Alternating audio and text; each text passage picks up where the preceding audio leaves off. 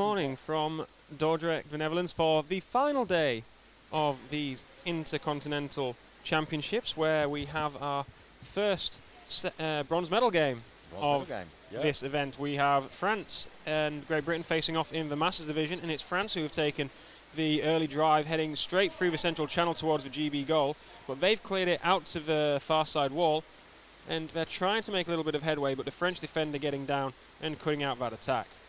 Giving him a chance to speak now and say hello. Good morning, Paul. Good morning, Lewis. Welcome. It's going to be an interesting game. It's final worthy.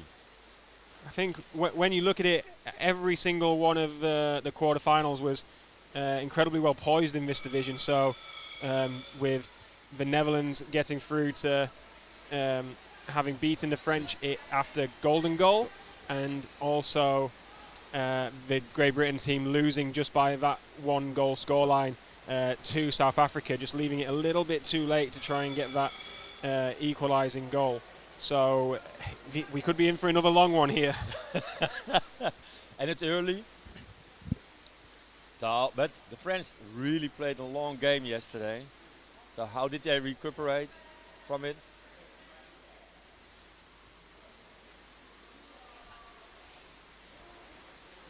Lots of fighting on the ball.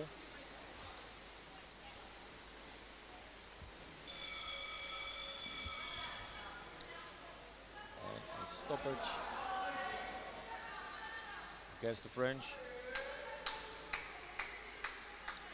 So for Great Britain, we've got Greg Prue out on the side.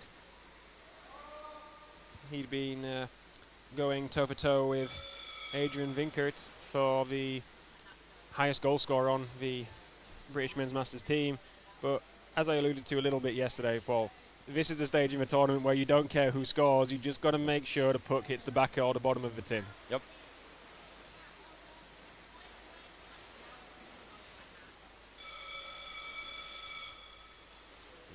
Matthew Oliver there for Great Britain, just trying to assert their presence on the wall. The French always liking to play in that wall side channel and slowly make their way down the pool and then try and get that power explosion, often just trying a two-man drive there.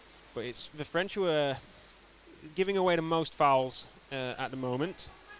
This is GB's probably best position they've had in the half, going down the pool.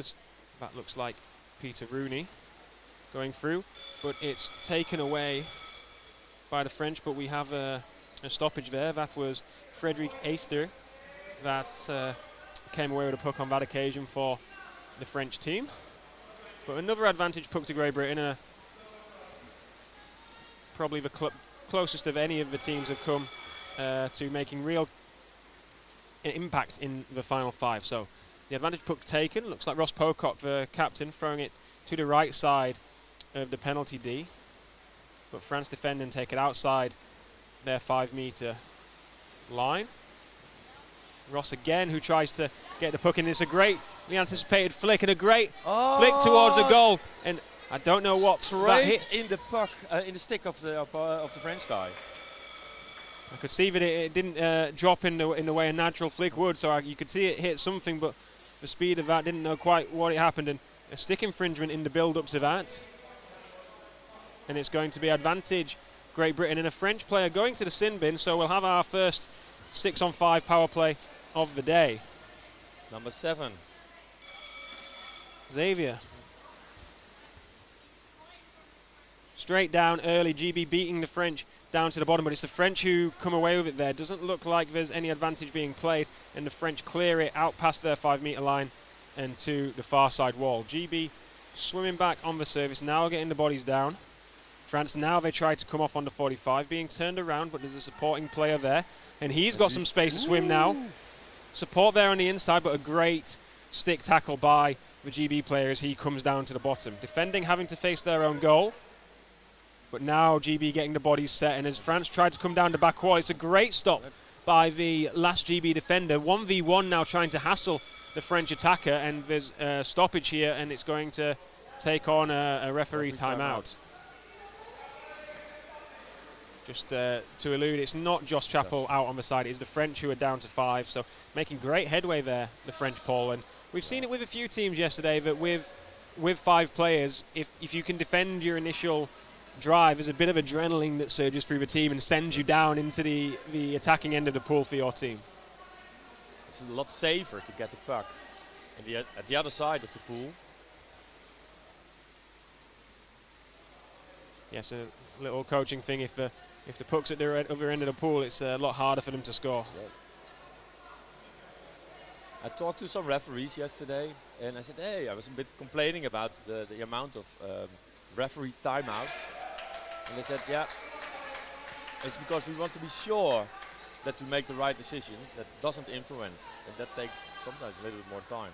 It is, and with that referee's timeout, we've seen just a signal for a goal. Yeah. Not a penalty goal, just that one referee is going to have seen that the puck's gone into that back corner of the goal as we're looking at it, and just trying to see what other people saw. Is now the French go back up to 7. They get their captain back in the water. But GB are the ones who get the drive off the ensuing strike. And this they get... First time you see a goal scored with 5 against 6. I've seen a few. Yesterday? I've seen a few, yeah, yesterday. Okay. Turkey came... Turkey scored with 5. And... Okay. I think South Africa also scored with 5 in some of the men's elite games.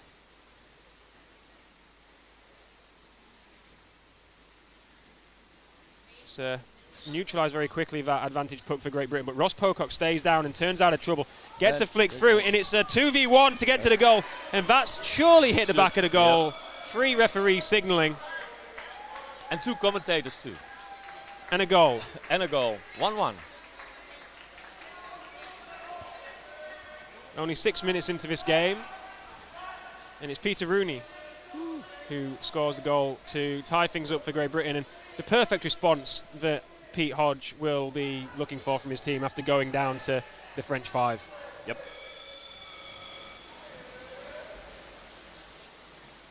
Have to say that goal just comes out from Ross Pocock being able to stay down and just sort of spin around unopposed to really keep the pressure on the French. But after that strike to get the game going again, it's the French who made good headway down the central channel, but drawing in a foul, and Great Britain, who have probably had more of the advantage pucks comfortably than the French in this game, have themselves another chance to get out of their own end. And it's a large flick that's gone straight to the black sticks of the French players, as now Matthew Oliver tries to get a little chip and chase ahead. And I think he finds Josh Chappell there, who is dispossessed, but a call by the referees. Yeah. And they're adjudging the French player to have illegally used his stick as he's come down to defend Jos there. And it's only going to be a warning for the player, but now a referee's timeout as well. Rudolf Pretorius, the South African referee, just signalling about the stick infringement, and now Simon Talbot, who's over from Australia, chief refereeing this match, is just calling them all over. I think the French defender was a left-handed player. So a quick timeout there, and that's interesting. It's Xavier who goes back, and they gave a warning to Xavier for a stick tackle. See? And now he's gone back out. So I don't know if there's been another advantage played there. But we'll talk about this first, as Ross Pocock gets another flick through the middle, knocked down by the French legally, and it's a great little attempt to get to that near side corner as we're looking on our screen. But now the French begin to clear out of their 3-meter D and trying to get it out to their defensive corner, under a lot more pressure than the last time they were able to defend one of those advantage pucks.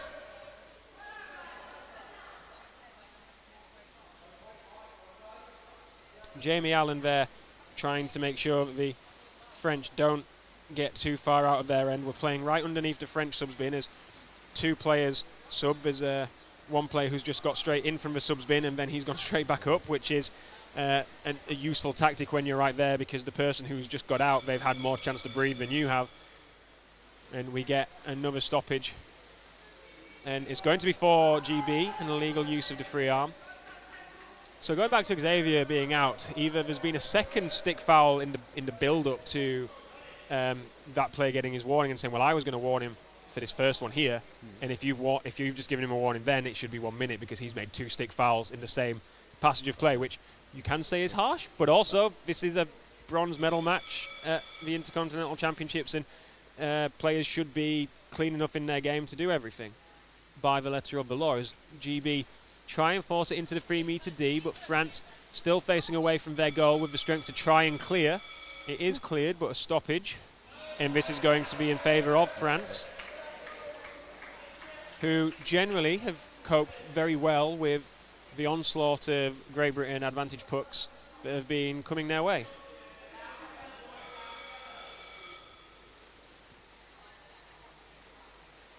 France getting down now. The flick to the near side wall, again underneath the French subs bin.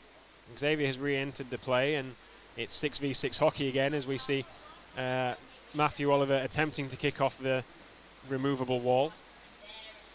And a nice little cut to come back inside, and as Adrian tries to pick up the puck, he's hassled by 2 French defenders who force him out of their defensive corner, and France in possession now, trying to find a way out of their own end through Francois Tassel. And Francois still down. He lays the puck off to Valentin Goulon. Up the wall, up the wall, up the wall. Skillful bashing. Skillful bashing, good wall fouling play. too. but also effective in illegal use of the free arm signalled by the officials. Just as it started to look like it was a really good, effective wall drive. But GB will be happy with this, the fact that they're disrupting the French as they continue to try and do their game.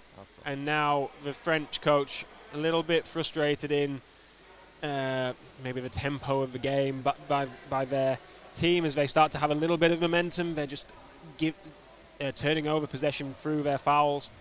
But still a lot of moments of promise for the French when they do start to get the link up, when they do eventually find the space with those 4 offside players that aren't getting involved on the wall.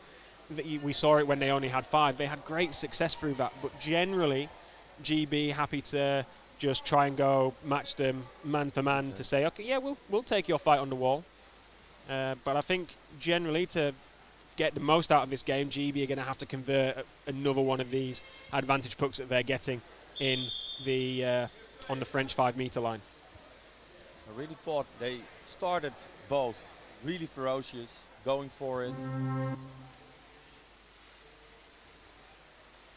I think the strikes, when we see them, are incredible contest. They're getting there about the same time, and it's who's got the most momentum or who's got the slightly better body position flat on the bottom to see which way the puck's going to go.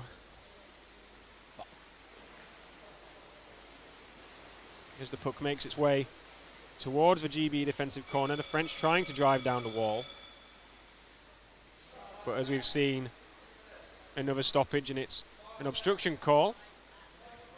But when when the referee's pointing to number 5 for France, which is Victorien Debarre, it's not the most likely to be obstruction, it's more likely to be barging. Trying to use his body to create a bigger space than is available. Because sometimes the elite players, they can see a small gap and say, yes, I'll put the puck through there and then I will make my body fit. And sometimes it works. I always do that.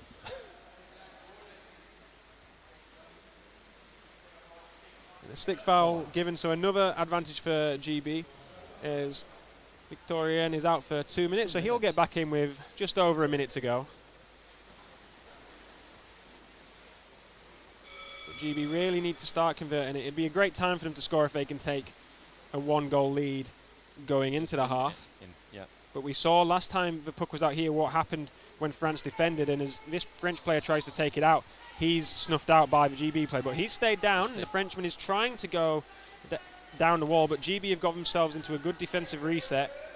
and they're pinning the French back in their own 5-meter line.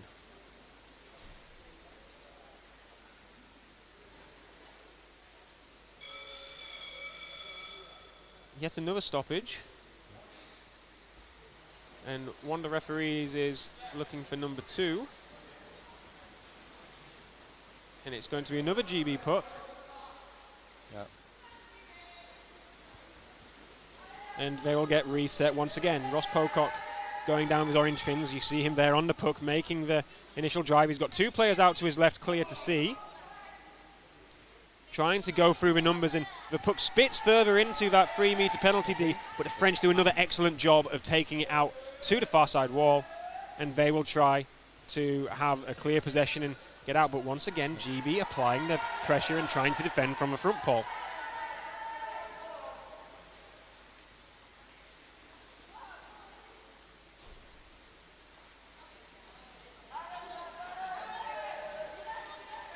A little bit of space for the French to swim as they come off on the 45, but GB do excellent job, perfectly timed stick tackle, and this gives them an opportunity to try and counter-attack through the vacancies in the French formation. The gaps from coming out on such an attack and changing your trajectory from going linear down the wall to angling off. And it's France in possession, but swimming towards their own goal. GB players either side, and they've done an excellent job there, the French, of turning out of that tackle. And Matthew Oliver is indicating that it should be a stick foul against the French. He now stops talking to the referee and goes to the subbing area, as do 2 or 3 of his Great Britain teammates. And GB just doing a nice change. About 3 players there getting into the pool as France go down and take this advantage puck. Electing to not go to the far side wall. They're back up in its 6 versus 6 hockey for the final 30 seconds of this game. Their Sinbin player getting in just before play restarted. And it's a great drive to the French. They found a back wall, which is where they got their goal earlier in the first half. And it's gone from GB needing to put on the pressure to GB having to defend. And there's a referee timeout now. And that's bad for a number of reasons. Number one, that there is probably going to be a level of repercussions for Great Britain. It looks like he's saying that Ross Pocock is going to go to the sin bin here. For 2 minutes. Yeah, it looked like he said 2 minutes. Now, I think this was potentially a foul which could have stopped a likely goal, but it wasn't crucially in the 3-meter area. So even though we see Ross go out, and he's now GB have to defend for these 10 seconds with 5, it looks like they should be okay. They've got it out to the corner. There's no point in them trying to go anywhere, and that sees time expire and the halftime scoreline be 1-1. And white number 2 has just been given a warning for their illegal use of the stick. As Ross Pocock gets back in to go for the halftime team talk with Pete Hodge. It's a nervy end for Great Britain at the end of that half, as France found their way to the back wall and looked like they were going to score in exactly the same fashion that they scored in the first half. Ross saving a goal with his actions, unfortunately being sent out for those actions, but it means they're not going into half-time down a goal, they're only down a man, and they're going to have 1 minute and 45 seconds, so 13:15 is when he's going to get back in. And that might seem like a long time. And this is a moment now for the French to begin this second half where they're going to have to come out and put the GB under pressure straight from the strike, because they've got the man advantage and they need to make it count while they can, because this is the first time that they've had the player advantage in this match.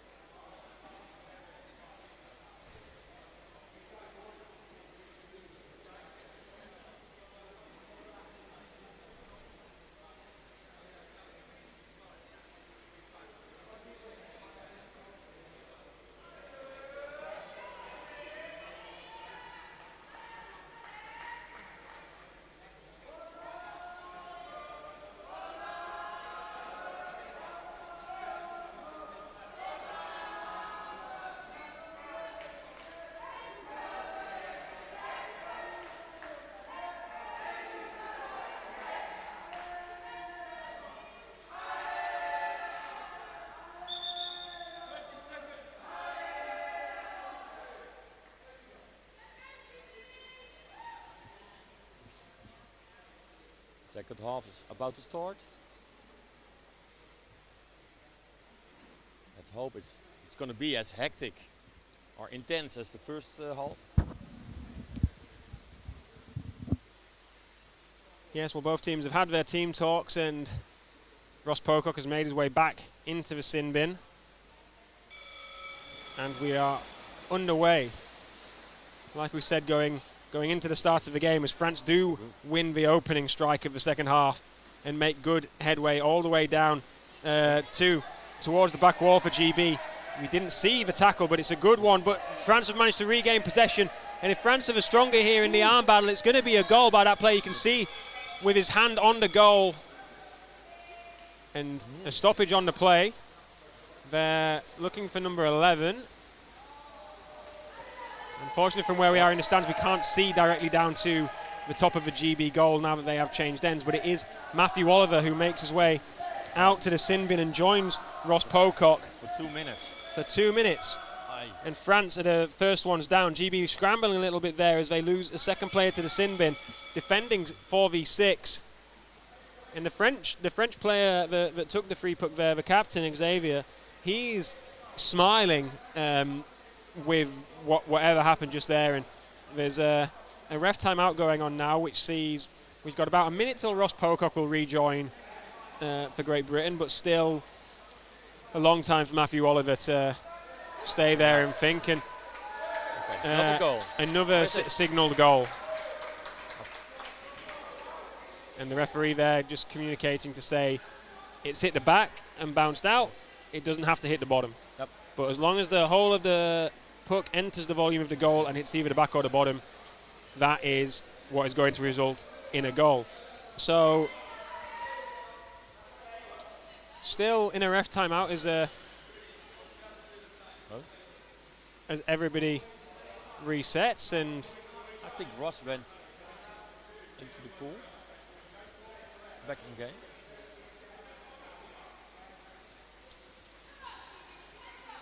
Right. Yeah, so I think Simon was saying that that Ross was about to get in, and then it was like he was about to get in just before the play started, but I think the water referee was saying no, he was definitely out for 2. I did tell you 2, and he's made his way back. So, about 30 seconds left for Ross. It's a nice drive by the French, keeping in the central channel, trying to make the GB player decide which way to go and defend. Yeah. But it's GB that are able to defend, and he clears out to the near side wall. But before he can get it to the corner, an obstruction call is fouled. But it is in favour of Great Britain. So, sometimes when you look at these, for people that don't know tactically, if you're defending and GB have got four in the water, by that player coming out to the sideline, what's better a referee is thinking? Do I want to let them have possession for as long as possible to try and deploy a tactic and get out of their corner?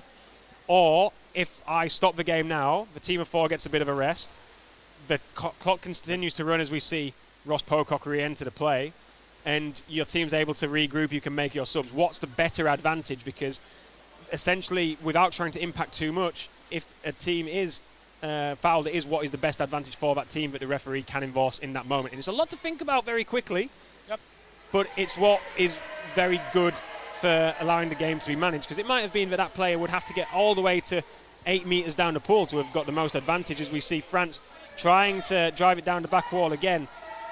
That same left side where they scored their first goal from. And it's Josh Chappell trying to come out to the near side wall. There's multiple GB players now sub, and it's signalled as an illegal knockdown by the chief referee. Matthew Oliver's made his way, as you can see, to sit on the side, and GB have done a relatively good job of damage limitation here, and GB are just going to take their timeout. Relatively early in this half, but I think now that they're going to defend another advantage puck, Paul, they're just going to try and plan to figure out how long it is till Matthew Oliver re-enters, which players are going to defend this, and what they're going to do if they regain possession, given the chance to deploy their own tactics. And get some breath, chill out. I think I would defend to the wall, to where Matthew is. That's, as I say, when you don't have possession of the puck, it's a little bit harder to say that this is what we're going to do. First of all, you have to make a plan. First of all, we've got to get the puck. Yep. Then we're going to take it to Matthew. But we saw in the GB Elite game yesterday a point where Henry and Simmons won the puck back from a situation like this in their game against France. And as James Christian jumped in and he was frantically tapping on the bottom, he wanted the puck. Henry was forced the other way and couldn't get that pass out to him. I don't know if he had seen him, but it was the greatest opportunity to try and get a 1v1. And France have recycled this and got it back into the middle of the pool. A well-executed advantage puck. Matthew Oliver getting back in before it was scored, but unable to get into a position to help his team. And now France take a 2-goal lead in this bronze medal match.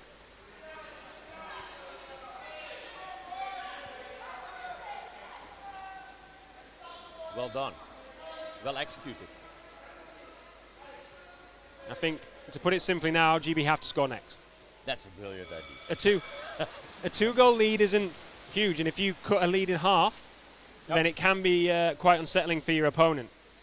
But if GB are to concede again, it's going to be very hard to come back from. They have a lot of time on their hands. They've still got 11 minutes. 11 minutes. And I think France are not going to sit off because they'll be happy to do this wall game, but they have to be disciplined, because if they are going to have players sent out to the sin bin again and again, it's not going to be one player sat there like we saw with GB. It might be two of them sat there. And can they defend 6-on-4? As GB take it off the wall, but we're going to get a stoppage. And both teams have been world champion.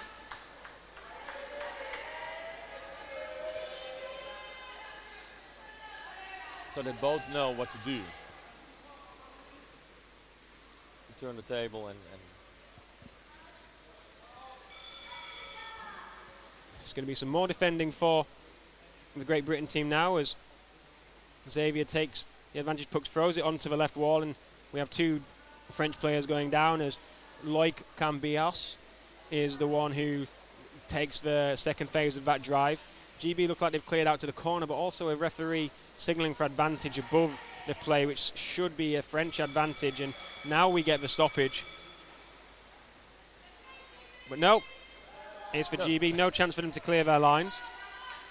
I don't know how much advantage they thought GB had defending their 5-meter corner, because again, whenever you've got a foul in that area as a defensive team, unless it's clear that you've got a numbers advantage and you can swim out, if you get the puck placed on your 5-meter line and the opposition back at the 8-meter line, and you get a rest, there's not much more of an advantage that you can have. And the puck's flicked forward really nicely to awesome Josh Chappell, but he was a little bit isolated. He looks like he had support out to the left, but Josh is quick. And by being so quick, he's drawn a foul, and we see another French player going out, and it's the one who had that second phase drive down the wall a moment ago. It's Loic who goes out, and he has a minute to think about what he did. And GB have to think about really trying to get getting this lead cut in half.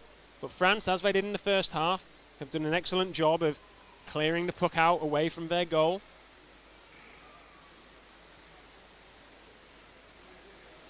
GB not allowing them to get out of that corner. They'll be hoping that the game doesn't stop whilst they're in this territory of the pool, so that the time for the sin bin French player does not go down any quicker than it has to. And as they try to break off and get it into Kevin Holland, they're not able to, but GB managed to get the bodies down and stop the French breaking through the middle of the pool, and Kevin Holland is still fighting here to try and stop the French making that full switch across the pool. He's not able to stop them getting it all the way across to their corner, but he does a great job of pinning them back within their 5 meters onto the back wall. But this corner is much more convenient for the French because it's near their subbing. It is, well and just as he's sending him over there, even though he's got nowhere to go, trying to force the stick in there and disrupt the puck, it's a little bit unnecessary by Kevin, and that's given the French an opportunity to get out of their defensive corner, and they're back up to 6 players now. Yep.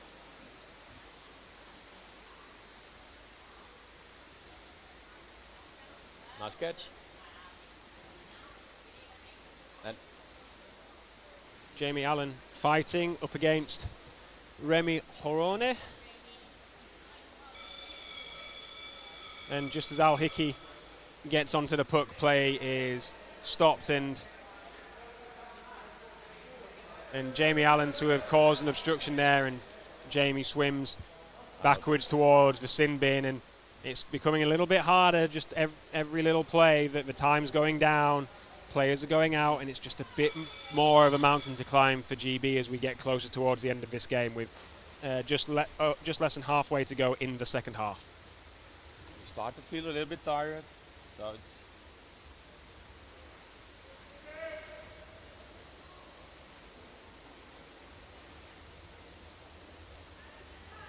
and we have to say, even though it's a 2-goal lead for the French, we can't say that they've had it all their own way. They were pinned back defensively in the first half. They did a great job to score against the run of play when they only had 5. Chief referee now signalling advantage puck for Great Britain, which will see Jamie Allen's time come down and a chance for him to re-enter the game relatively quickly.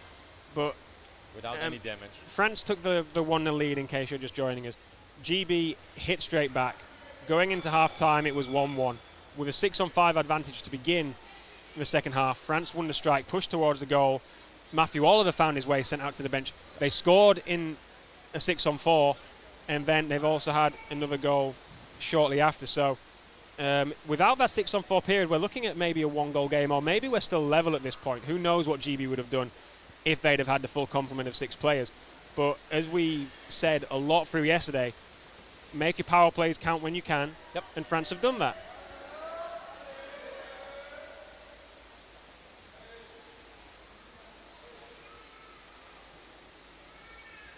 France now have an option to try and come off on a 45. Not quite doing that, chipping it off the wall, but GB well positioned to shut that down.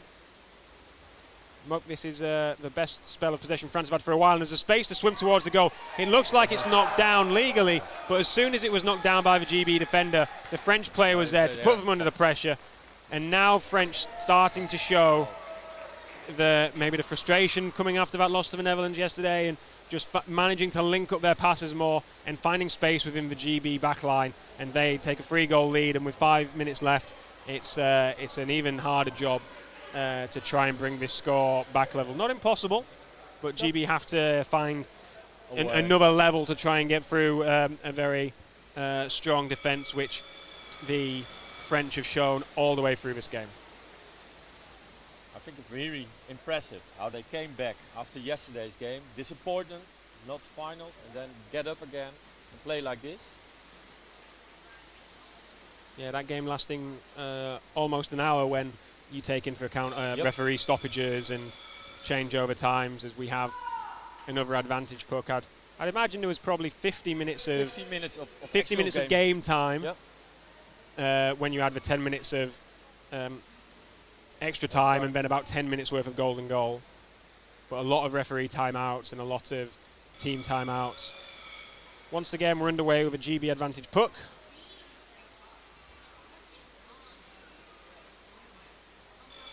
And as France try to get away, it looks like this will be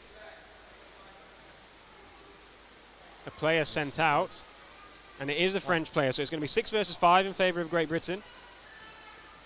As we see Francois Tassel be the latest name to go into the French sin bin.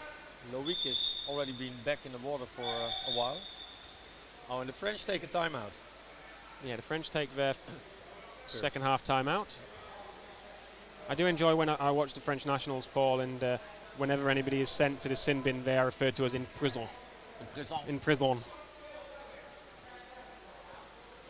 So, 3 minutes 20, and I think the score hasn't updated on the team sheets. The score is 4-1.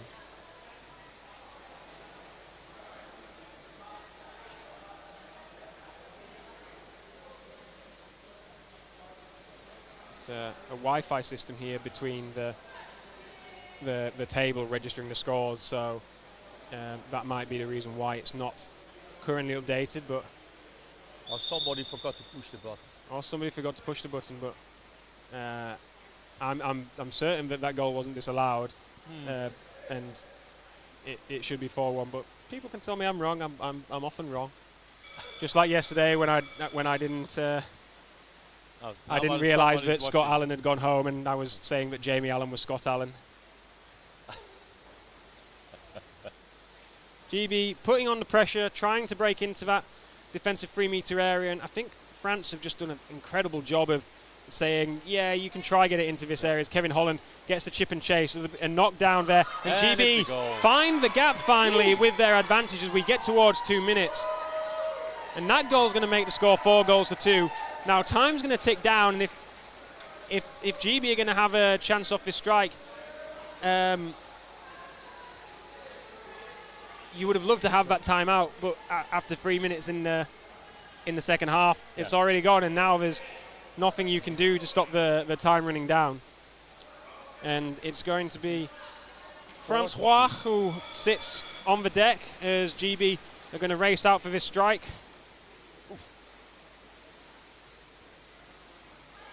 And there we see Francois getting in at the top of your picture, and France taking the puck out to the far side wall, so he's going to try and impact play.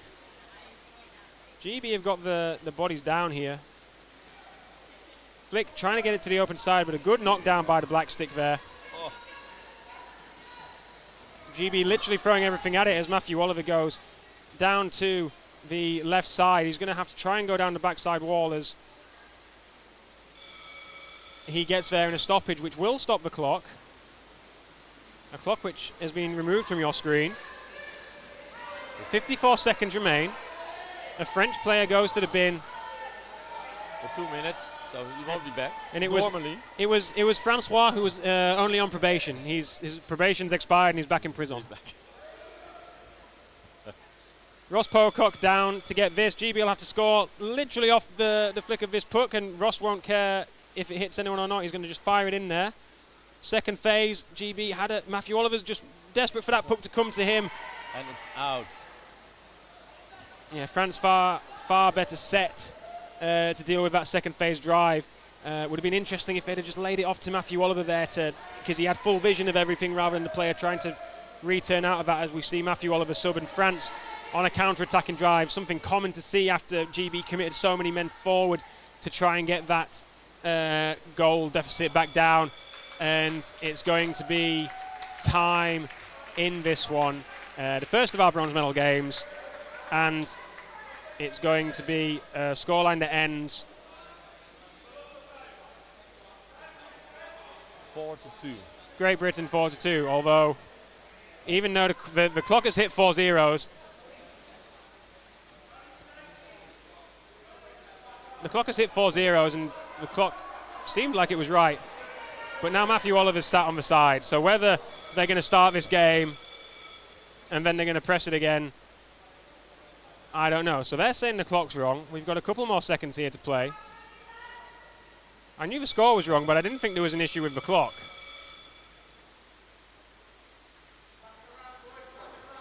So an equal puck given. 4-2. So Matthew Oliver telling his teammates that there's a minute left. So I'm trying my best to keep this exciting in clock management, but it seems I can't win today.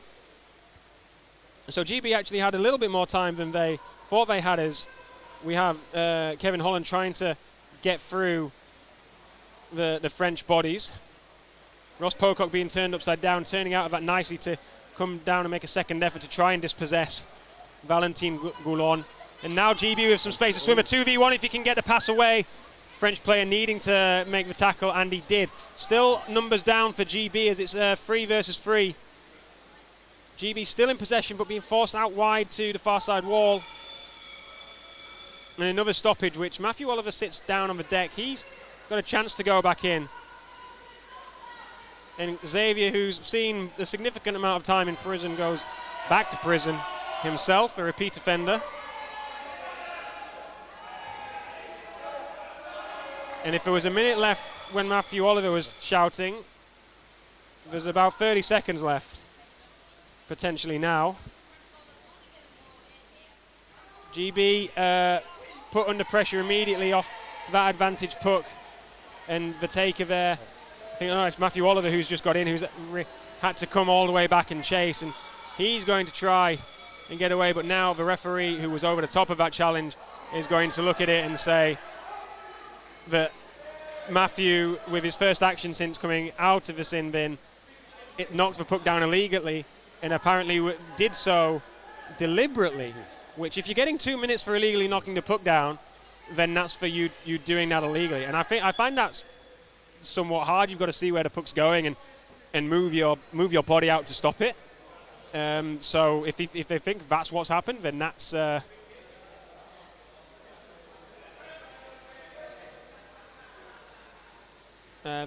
what's happened. And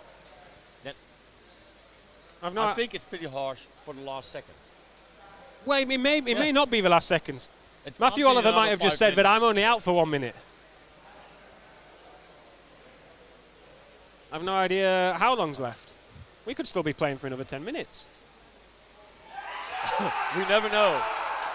And they've given a penalty goal against Matthew for that, and not too much detail that we can depict from where it was on the far side of the pool.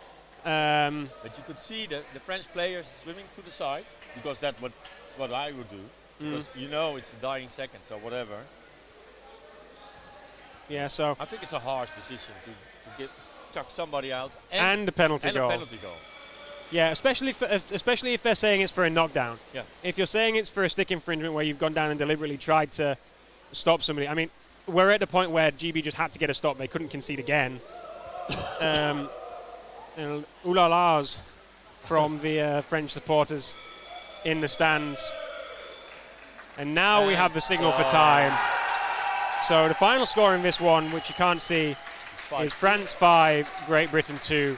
The fifth of those goals coming as Matthew Oliver gives up a penalty goal. Seems harsh in the moment, but a scoreline not overall reflecting the valiant performance by the GB team. But France made all their advantages count. They made the difference. And even though you can say, maybe the GB team looked better throughout the game and deserved more, sometimes you've got to win when you're playing not at your best. And like you said earlier, Paul, France have come out of a really tough game with the Netherlands the day before. They'll be really downtrodden about that. They'll be really tired, and it's trying to find that level. GB also, they had chance to win it right at the very death yesterday, but trying to play from behind just a little bit too much for them on both days. And unfortunately, the GB Masters men go away empty-handed. The French will be our Intercontinental bronze medalists, but both of these teams will have a chance to reflect on this performance, prepare for 2 years' time when we have the World Championships, and ultimately that is the prize that everybody will want. And obviously everybody who's fighting in the finals this afternoon will be after the gold medal game. You don't want to go away having lost your last game after great performances throughout the tournament, and especially to reach the final. But this is part of our new world's process, and these teams have that opportunity to go away, grow, get better, and revenge can be sought when we also throw in maybe the USA, New Zealand, and Australia into the mix as well.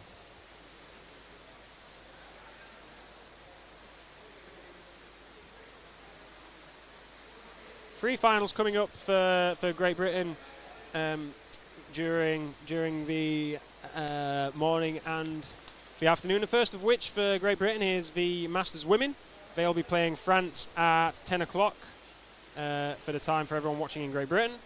There's a one-game break, so you can go away, you can have your lunch, make a cup of tea, anything you need to do. Bang on midday, we've got the elite women who will be taking on South Africa. And then straight after that, around 2 o'clock, will be the Great Britain elite men taking on the Turkish elite men, which features a lot of players who played at Sheffield in the under-24 men's finals.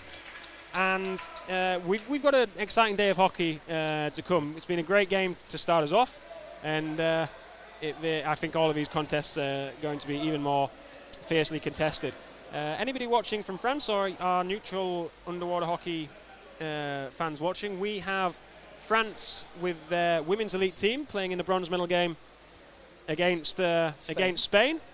and we'll still be bringing you coverage of that. 2 feeds on today. We've got one which will just be an English-speaking sort of neutral feed going on. Are we neutral? Yeah, somewhat. Yeah, somewhat. We just love the game. Get excited for the game.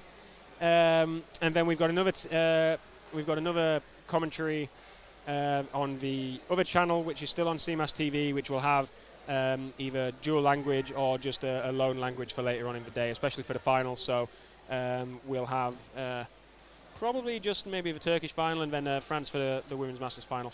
But time to have a little bit of a break for us, and we'll be back on the hour with coverage of the France elite women taking the Spanish elite women. Bye-bye for now.